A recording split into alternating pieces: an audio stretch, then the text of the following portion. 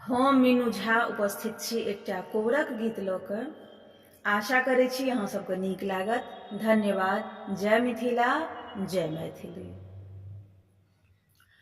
काँच ईंटा केरे महल उठाओल, काँच ईंटा केरे महल उठाओल, सोने मुट्ठी लागल केबाड़ है, नब बर नब कनिया, सोने मुट्ठी लागल केबाड़ है, नब बर नब कनिया, ताही कोबर सूता गेला सुंदर दूल्हा,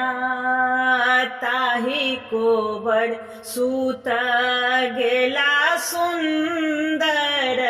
दूल्हा,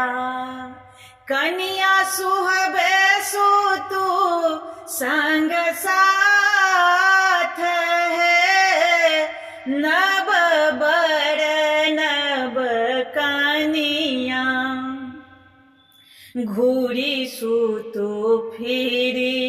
सुतू कनिया है सुहबे, घूरी सुतू फिरी सुतू कनिया है सुहबे, तोर देह गरमी बहुत है, नब बर नब कनिया, तोर देह गरमी बहुत है, नब बर नब कनिया, एतबा बचन जब सुनलनि सुहबे, एतबा बचन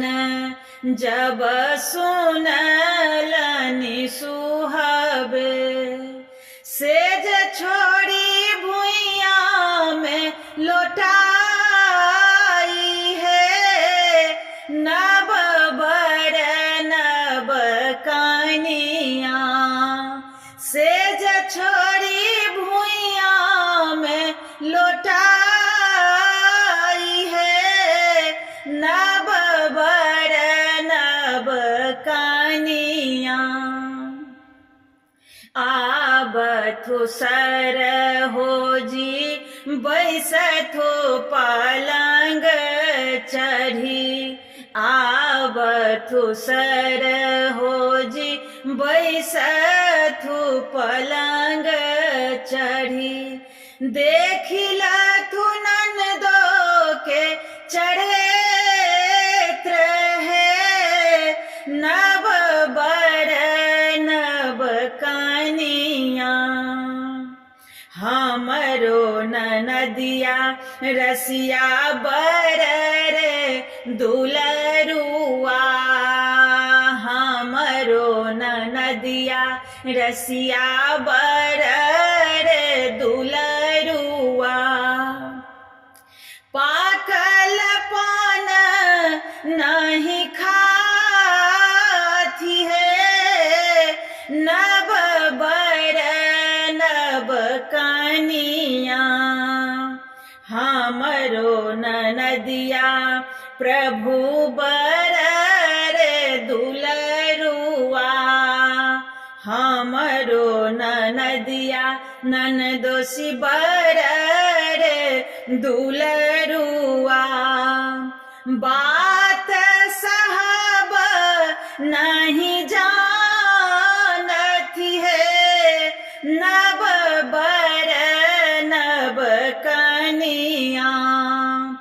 बात साहब नहीं जानती है, नब बर नब कनिया।